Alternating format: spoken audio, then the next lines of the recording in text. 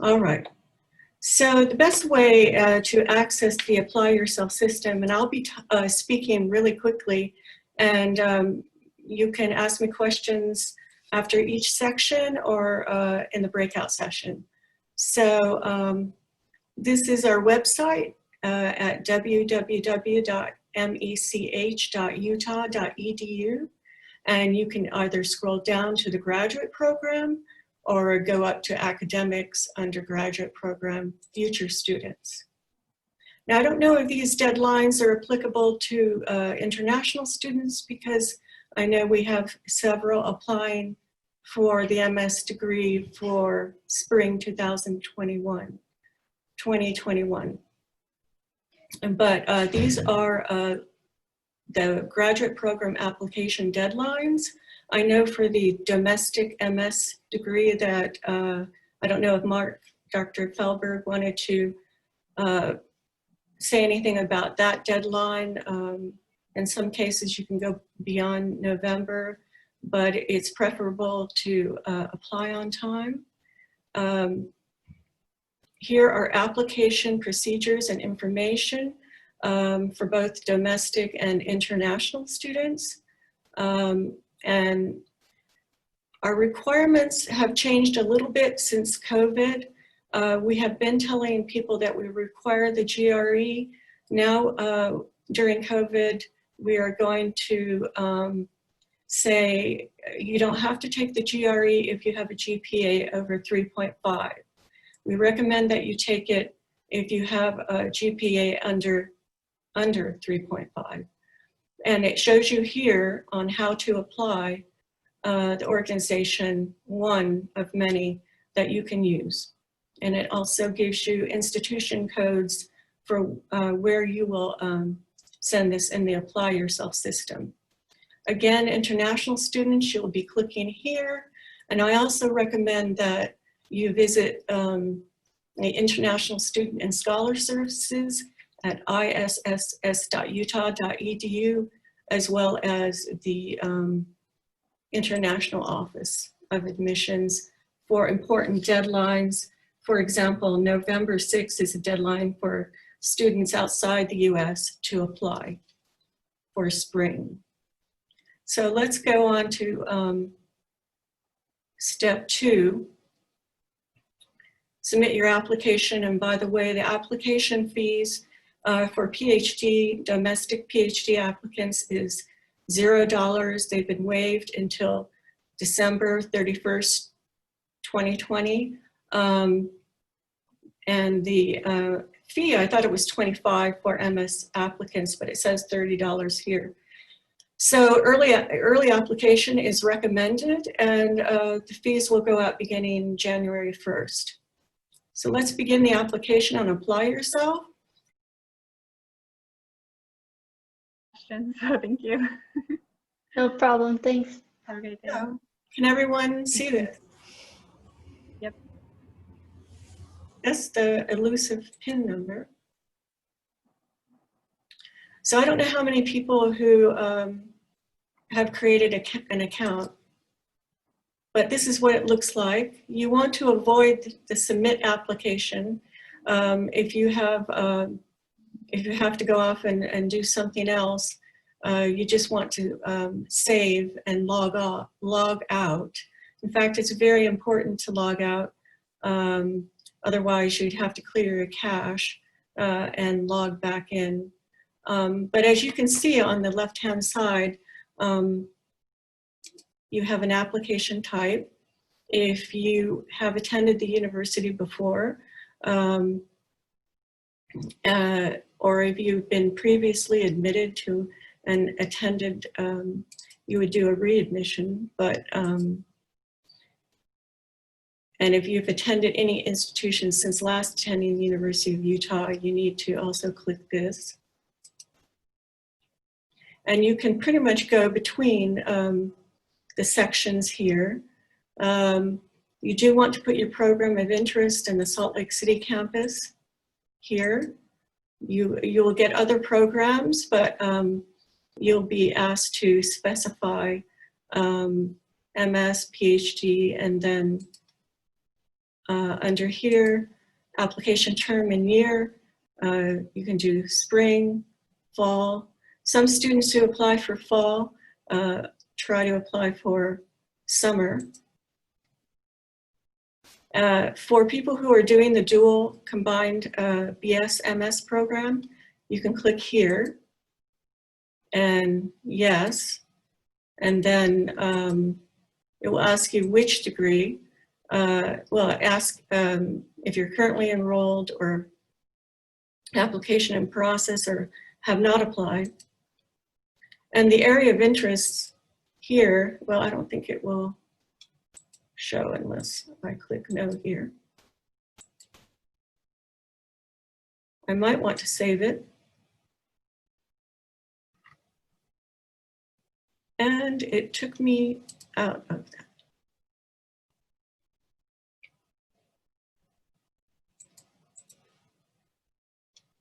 That's because, you see what I did? Now it's showing us biomechanics and all the different areas that Dr. Fehlberg discussed. And you may select up to 3 in order of preference. Does everyone see this? Is the font too small? Looks small from my end. So you'll want to save and continue, and again, not submit application, which people accidentally do. Again, you can go ahead and to educational history and deal with other sections later. You can self-report your GPA. And again, we only want unofficial transcripts. And you can average out the last 60 credit hours of your GPA. And put your first language and any other languages in which you're proficient. And they really do want to know if you're an undergraduate and you're applying for an MS, so you would put yes and the dates of your attendance. And if you're a non-matriculated student or have attended classes, you want to put yes. And your student ID number is really helpful because it can be really complicated if they issue you a new ID. So here is information about unofficial transcripts.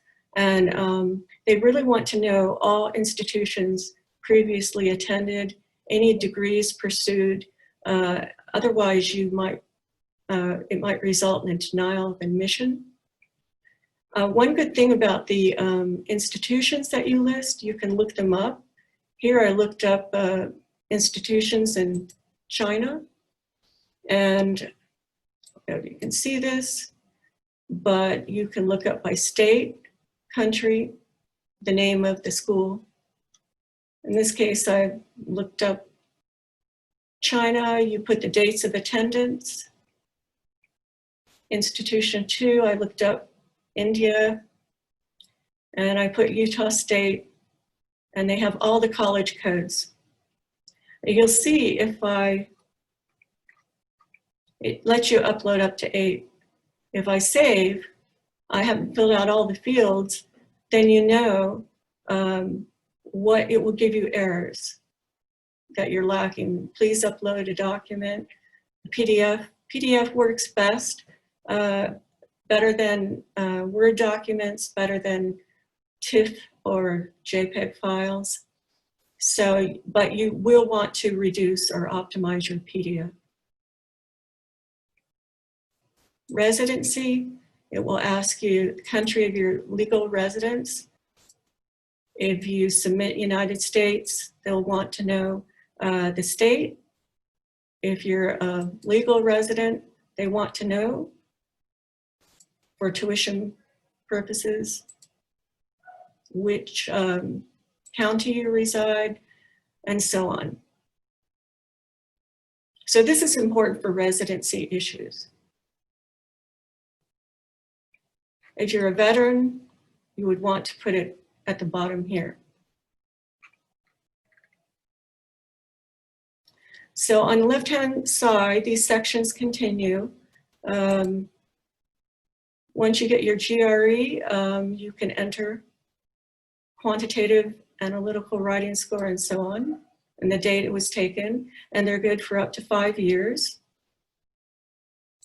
Additional test scores, I don't think there's anything here unless it's for the MBA, but I think that's done through the School of Business.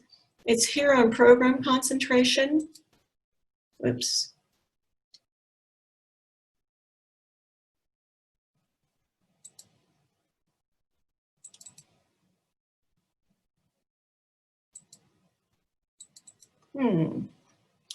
Well, whenever you get stuck, save, and then it will refresh your screen. But this gives you an idea. I don't know what's wrong with my internet today, but I am down at actually important links. Now, here we go. So you'll either put PhD, MS, and then you can select non-thesis or thesis. And you can, it's here where you can choose your faculty members. So, up to 3. I'm just selecting. Some of the most important links will be recommendations, and you want to make sure that you enter all of the information.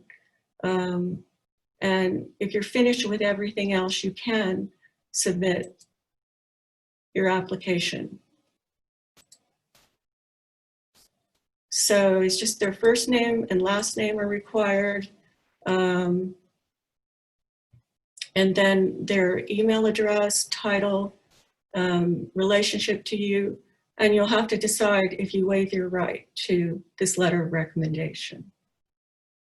If you want to see where you are in your application, you can go on check your application, and it will say, tell you that it's incomplete. And you can say, well, I'm tired. I think I want to do this later. And you can just log out. Just as long as you do not submit your application, you're okay. You can go back to any of these fields. So it will tell you it's really easy to submit your application. So saving and continuing, and it tells you the errors. Before you go, this is what's going on in this particular section. So if I log out, it tells me, you know, that my application is still not submitted.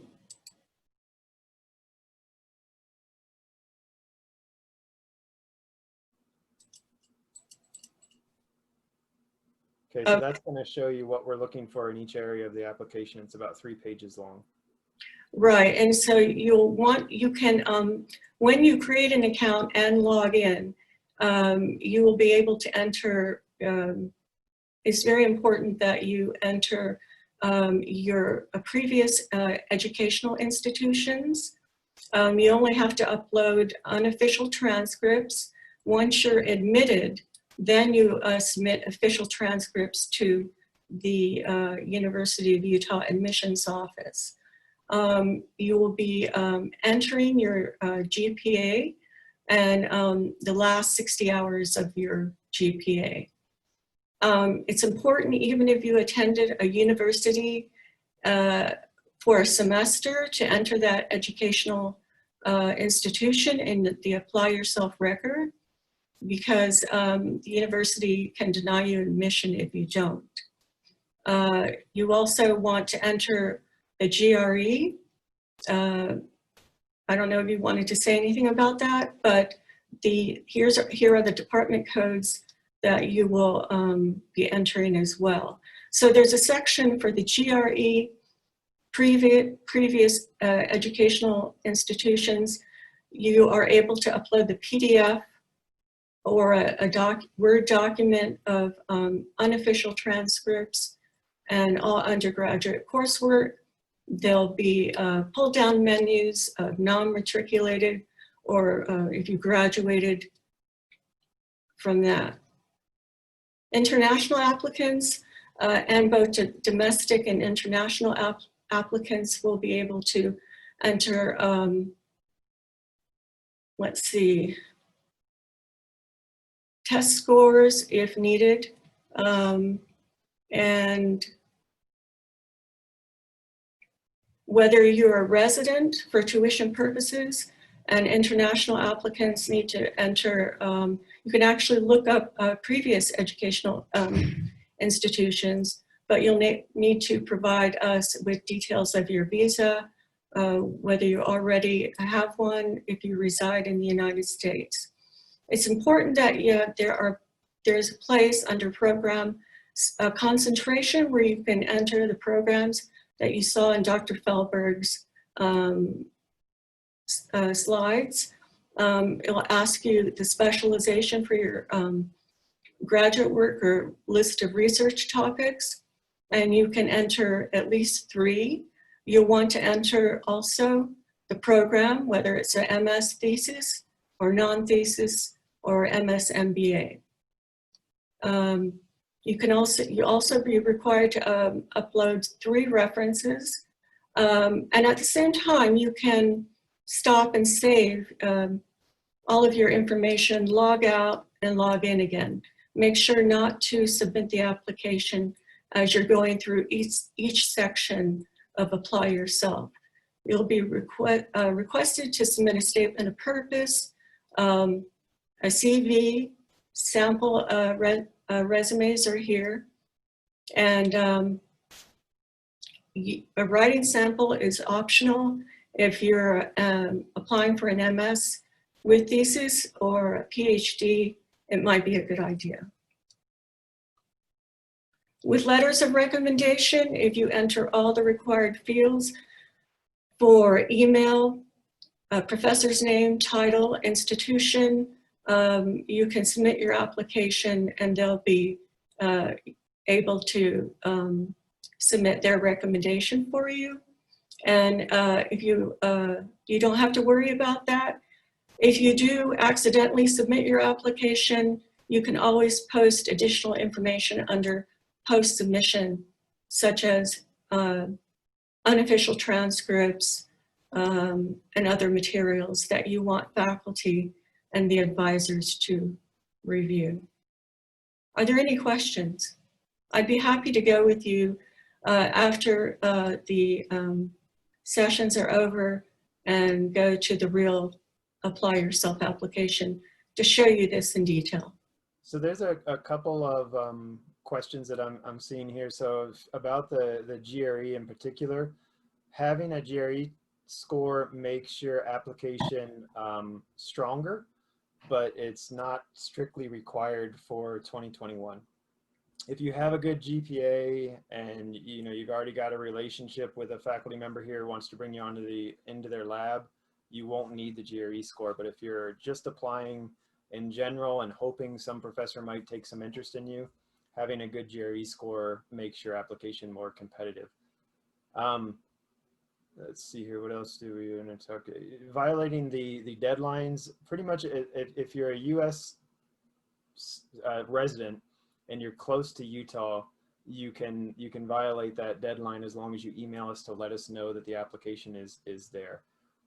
If you took classes in high school, as long as we have the transcript from the university that you took it, that'll be good.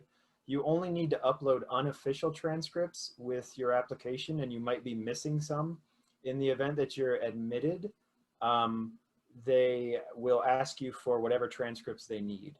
Okay, so you try and get your transcripts as complete as possible, but they're only unofficial until the point you're admitted. Not a non-thesis master's student, I think it's required to pick at least one emphasis area, so you should indicate that as well, but it's not something that we actively review. And then the last thing is, if you don't meet the GPA requirement, we have a limited number of low GPA waivers that we can use per year. I think it's like 7 or 9. We most often don't use all of those. Trying to answer the last 2 questions that I saw. So Mohammed was asking if graduate students with different backgrounds can approach faculty members of different research areas. Yeah, so we get lots of applicants who don't have mechanical engineering or even engineering degrees that end up being good fits. In the lab I was in, for my PhD, we had physics majors, CS majors, quite a few of those. We had a guy from entertaining arts, or EAE, I can't remember what they're called here on campus, that were doing a lot of graphical development for us involved in research. And a lot of our faculty collaborate. So if you're interested in like biomechanical engineering, it's pretty common for that faculty to collaborate with the medical department and sports medicines, and actually the medical school, I guess, not department. So we have people who have undergraduate degrees in like kinesiology and just atmospheric sciences, work with some guys who do fluid mechanics. So yeah, it's just a matter of finding the right fit. If you're not a mechanical engineer, there's probably still a place for you, as long as you've got the sort of math and computing programming skills to succeed. Somebody asked, does funding for PhD students depend on finding an advisor? Yes. Every single one of our PhD students is fully funded. They either come with their own funding, like if they're on a DoD, a Department of Defense program, sometimes we get like majors from the Air Force and stuff here, or they come with a national fellowship, or we provide funding for them. So the advisor is either going to put you on as an RA, a research assistantship working on a research grant, so you'd have a specific project, or each lab, depending on how productive they are, gets assigned a certain number of TAs. So some faculty like to hire their first year students and put them on a TA, and then sort of find a grant for them in their second year. But yeah, funding is contingent on getting an offer. And getting an offer for the PhD is definitely, it's a one-to-one match. You have to have an advisor to say, I want to admit this student. Okay, I hope that answers those.